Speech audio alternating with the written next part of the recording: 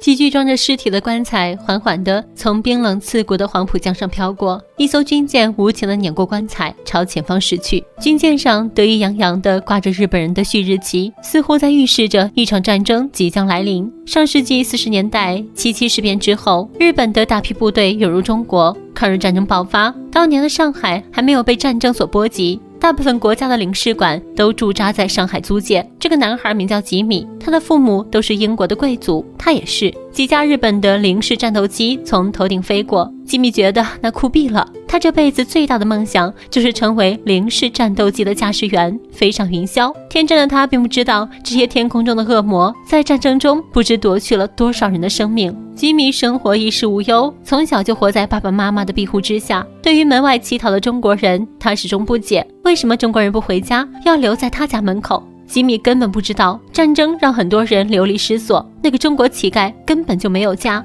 一天，父母带着吉米参加了 cos 晚会，吉米拿着心爱的零式战斗机模型，在后院的荒地上放飞驰骋。突然，吉米看到了一架战斗机残骸，他震惊了，迫不及待地登上了战斗机的驾驶位，幻想着自己驾驶着飞机翱翔在自己的蓝天之下。可还没高兴多久，吉米的模型飞机便掉到了山坡的另一侧。吉米登上山坡，想捡回自己的飞机，但令他没有想到的是，山坡下面藏着无数的日本士兵。吉米的出现立刻吸引了所有日本兵的目光。面面相觑之时，吉米的父亲赶紧叫回儿子，把他带回了家。父亲预感到上海可能不再安全了。夜晚，炮火声响彻了整个上海，果然战争爆发了。吉米一家连忙坐车逃离，大街上到处都是逃难的人群，身后是日本人的装甲车在驱赶着他们，人群拥挤不堪。吉米一家的车辆卡在人流中不能动弹，无奈的一家人只好下车徒步前进。可随着人流的大量涌动，吉米一家人被冲散，周围的枪声此起彼伏，上海的游击队和日本人交战了。年幼的吉米不知所措，离开父母的他根本不知道自己要去往何方，他只好回到之前居住的豪宅，寻找父母的身影。可豪宅已经被日本人霸占，吉米无家可归，他茫然地在豪宅外面游荡。没有食物的他竟然想跟日本人讨点吃的，却被日本人狠狠地羞辱了一番。走投无路之时，一个美国人帮助了他，带他回了住所，还给他做了食物。吉米实在太饿了，他狼吞虎咽地吃着米饭，可米饭也不是白吃的。原来这个美国人打着自己的小算盘，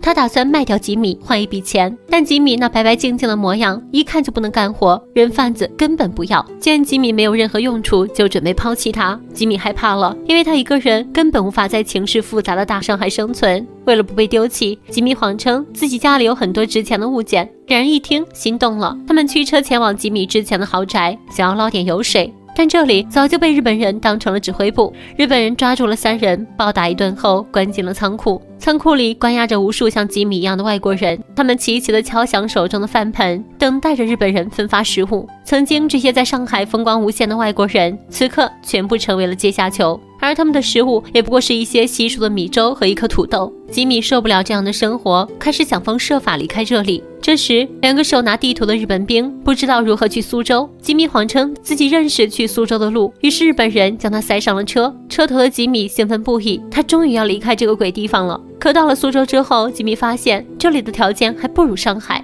上海不用强制劳动，但这里可是日本的采石场，主要用来修建机场。年幼的吉米也被迫参加了搬运石头的工作。苏州的战俘营食物十分短缺，在这里你必须学会争抢才能够活下去。这里的土豆就是他们生命的延续。一段时间之后，吉米深刻地体会了人性的丑陋。为了一颗土豆，这些曾经的贵族可以像狗一样在地上争抢，甚至互相残杀。但有时食物还是不够吃，吉米会将抢到的土豆藏起来，然后偷偷吃碗中的虫子果脯。夜晚，在一片火花中，吉米近距离接触到了自己梦寐以求的零式战斗机，他激动不已，忍不住抚摸着机身，感受着零式战斗机的温度，并给航空员一个他梦寐以求的军礼。此时的他还不知道，这些人都是侵略者。这天，他偶然在天王这头捡到了一架零式战机模型，原来是同样热爱零式战斗机的日本少年平冈的。他是作为航空员后备军役培养的，没有体验过母爱，也热爱飞机。吉米好心地送回了模型，两人也因此隔着铁丝网成为了朋友。在孩子的世界里，没有敌我之分，也没有种族仇恨，有的只是对飞机的热爱和对友情的向往。随着战争的日益推进，集中营里的食物越来越短缺，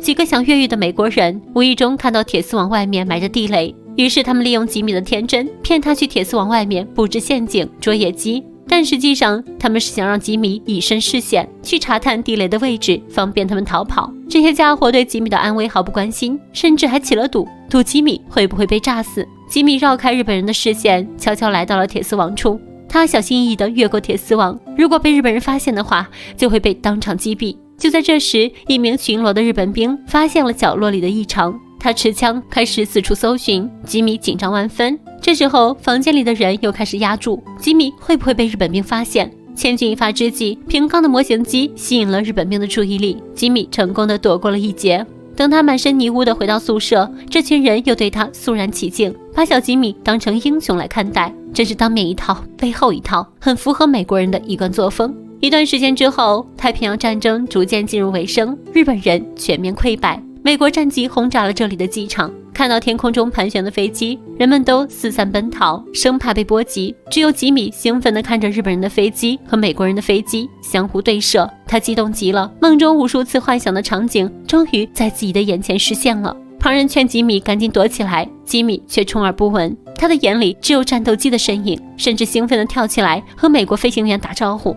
战斗过后，这里一片狼藉，曾经和吉米相处密切的人们大部分都死在了爆炸中。吉米哭了，哭得很伤心。此时此刻，他终于明白战争的残酷。日本人战败后，他们也撤离了战俘营，所有人都自由了。他们成群结队的上路，漫无目的的前进着。很多人在路上不是病死就是饿死，谁也不知道自己会停留在哪里。吉米目睹了这一幕幕惨剧的发生，望着波光粼粼的湖面，吉米清醒地认识到以前的自己是多么的愚蠢无知。战争带给人们这么大的灾难，自己却还在盲目的崇拜夺走他人生命的零式战斗机。他将随身携带的手提箱扔进了湖水中，那里面装着他最心爱的零式战斗机。吉米扔掉了自己曾经的梦想，现在的他已经不需要了。1945年8月，日本宣布无条件投降。吉米用神经质的语言，用消瘦的正在比划着什么的双手说，他学到了一个新的单词，原子弹。他就像上帝在拍照一样那么亮，他看见了。在一处机场荒野，平冈像丢了魂一样的走在路上。日本战败后，他根本不能接受这样的事实。平冈早已经被军国主义的思想洗脑，看到吉米金发碧眼，还以为遇到了美国人，便挥舞着军刀砍向吉米。临近身前才发现竟是多年前的朋友，这才放下手中的刀，还拿出自己都舍不得吃的芒果来招待朋友。可吉米这个富家子弟，长时间没有吃到水果，竟然忘了怎么吃，对着芒果的皮乱啃了起来。平冈告诉他，芒果不是这样吃的，说着就举起军刀，准备切开芒果让朋友享用。可这时前来的美国士兵看到这一幕后，以为平冈是要砍死吉米，急切之下开枪打中了平冈，芒果渗透出鲜血，平冈倒了下去。吉米悲痛欲绝，他想救回好友，于是对着平冈的胸膛做着心肺复苏，但结果都是徒劳。平冈死了，吉米要拯救的友谊和他自己的过往都一并死去了。吉米还是选择留在满是废墟残骸的苏州，他骑着自行车傻笑地穿越一道又一道的战争伤口，直到一群美军到来。吉米已经不是一无所知的少年了，他马上说，我投降，我投降。至于影片刚开始的他判若两人，吉米至始至终都没有在战争中被虐待或者压迫过，但如今已经看不见他的单纯，他的富贵，他的快乐。他的脸永远是脏兮兮的，他永远穿行于各个人群之中，但他还是善良的。美国人将他送到了红十字会，在这里有许多流离失所的外国儿童正在等待着自己的父母。经过多年分离，他们终于和自己的父母团聚。人群中，吉米的父母认出了自己的儿子，吉米却一时没能认出母亲陌生的脸庞。他摸了摸母亲的嘴唇、衣服、头发、脸，静静地拥抱着母亲，眼里没有丝毫的高兴和喜悦，取而代之的是麻木，是冷漠。经历过真实战争的他，已经很难回到当初那天真无邪的状态了。他曾见证过太多的不幸，亲情真的太渺小，太渺小了。战争不仅能摧毁一个人的家园，还能摧毁一个人的内心。本片《太阳帝国》是中日合拍，由好莱坞著名导演斯皮尔伯格执导。影片中并未直接刻画战争的残酷，而是通过一个天真无邪的小男孩来展现战争给人类带来的伤痛，也向观众表达了一种对和平向往和追求的过程。吉米一开始对战争一无所知，养尊处优的他并不明白战争的残酷，反而觉得战争很美。但在经历过战争之后，吉米厌倦了，他扔掉了曾经热爱的零式战斗机，所有的梦想都丢进冰冷的湖水中。从那一刻开始，吉米的心就已经死了。值得一提的是，很多人估计都会觉得影片中的吉米非常眼熟，没错，他就是日后饰演蝙蝠侠的克里斯蒂安·贝尔。本期的故事就到这里了，咱们下期再见，拜拜。